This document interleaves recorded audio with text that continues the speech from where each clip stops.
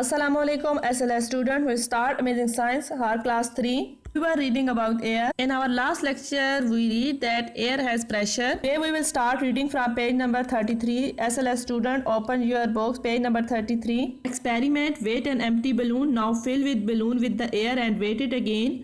You will see that the balloon with air in it weight more than the empty balloon. आप क्या करें, एक खाली balloon का भी वेट करें और एक एयर वाले बैलून का भी वेट करें। आप देखेंगे कि किसका वेट ज़्यादा होगा, जिसमें एयर है। This show that air has weight. To show that air has a weight there here is an experiment कि इसमें दो बैलून लिए गए हैं, एक खाली है और एक में एयर फिल कर दी गई है।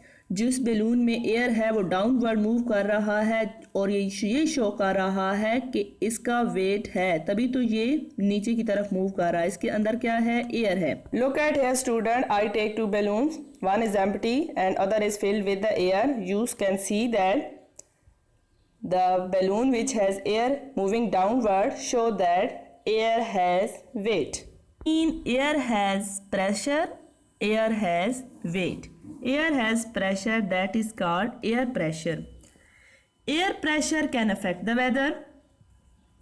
Yes, pressure day to day change होता रहता है और ये हमारे वेदर को अफेक्ट करता है। जैसा कि हम आम रूटीन में देखते हैं कि जब हवा चलती है तो हम कहते हैं कि आज मौसम अच्छा है, जब हवा नहीं होती, गर्मी होती है तो आज मौसम इतना अच्छा नहीं है। It's mean air can affect the weather. On a hot day the air is warm. Hot day में एयर कैसी होती है, वार्म होती है और वार्म एयर लाइटर होती है। कैसी होती है वार्म एयर, हल्की होती है। It begins to rise upward, move करती है। कोल्ड एयर कैसी होती है, हैवियर होती है as compare to the warm air के मुकाबले में। ठंडी हवा भारी होती है और कोल्ड एयर पुश कर देती है लाइटर एयर को, जो कि वार्म एयर है, और ये ऑल द टाइम होता रहता है। ये हम एक डायग्राम से समझते हैं। Look at here student, here is the picture of the air, about air. यहाँ पे ग्राउंड के पास जब गर्मी होगी तो हवा गर्म होगी और it begins to move upward. और पानी की हवा कैसी होती है, ठंडी होती है और कोल्ड एयर हैवियर होती है और वो पुश करेगी वार्म एयर को और इस तरह ये सर्कल चलता रहेगा all the time. Page number 33 पर आपको कुछ इंस्ट्रूमेंट भी दिखाए गए हैं। सबसे पहला ये जो इंस्ट्रूमेंट है ये बैरोमीटर है। ये एयर प्रेशर मेजर करता है कि एयर का प्रेशर कितना है, कितना दबाव है, ज़्यादा है, कम है, उसके लिए ये इंस्ट्रूमेंट है। इसके ऊपर यहाँ नंबरिंग भी दी गई है 29, 28, 30, 31, जो कि ये बताती है कि एयर प्रेशर कितना है। इस इंस्ट्रूमेंट को क्या कहा जाता है जो एयर प्रेशर मेजर करता है, दैट इज़ कॉल्ड बैरोमीटर।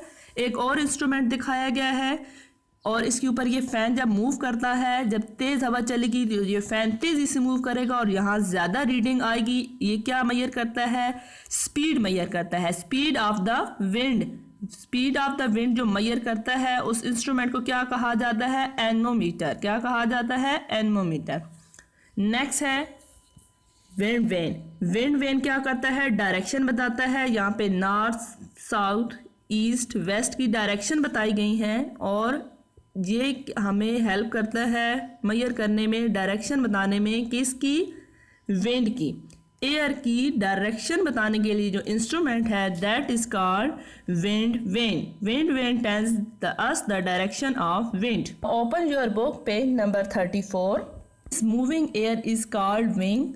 चलने वाली हवा जो कि महसूस होती है, फील होती है, चलने वाली हवा को क्या कहा जाता है, विंड। लाइट विंड क्या कहलाती है, ब्रीज। सुबह के वक्त जो हल्की हल्की ठंडी ठंडी हवा चलती है that is called breeze. And the strong wind is called gale and the strongest wind is called hurricane. मतलब तूफानों वाली, झक्खड़ आंधी वाली तेज हवा क्या कहलाती है, हॉरिकेन कहलाती है। It can damage the houses and uproot trees. दरख्तों की जड़ों तक उखेड़ देती है और घरों को भी तबाह करती है। Look eight here student, the air. Simple air क्या कहलाएगी, एयर। एंड नेक्स्ट है मूविंग एयर। ये देखिए ये मूव कर रही है, मूविंग एयर को क्या कहेंगे, विंड। आगे ये भी मूव कर रही है, ये भी विंड है। ये भी मूव कर रही है, ये भी विंड है। ये भी मूव कर रही है, ये भी विंड है। Moving air is called wind. ये तीनों क्या हैं, विंड ही हैं, लेकिन आगे इनकी तीन टाइप्स हैं। Light wind is called breeze, strong wind is called gale, and the strongest wind is called hurricane. Understand? Page number 34 पर आपको एक सिंपल बैरोमीटर बनाने का तरीका भी दिखाया गया है। आपने ये पतली लंबी ग्लास की बोतल लेनी है, उसके ऊपर स्टिकर के साथ नंबरिंग सेंटीमीटर की नंबरिंग 1 2 3 करके लगा देनी है और इस बोतल के अंदर पानी फिल करना है और एक टब लेना है, उसके अंदर भी पानी फिल कर देना है। और अब आप इसके अंदर केयरफुली पुट करें बॉटल को। तो अगर वाटर का लेवल ज़्यादा हुआ तो it's mean air has greater pressure, उसका प्रेशर ज़्यादा होगा, और अगर लेवल कम हुआ तो प्रेशर भी कम होगा। Understand, this was the lesson of the today class. Read it carefully. Stay safe. Allah Hafiz.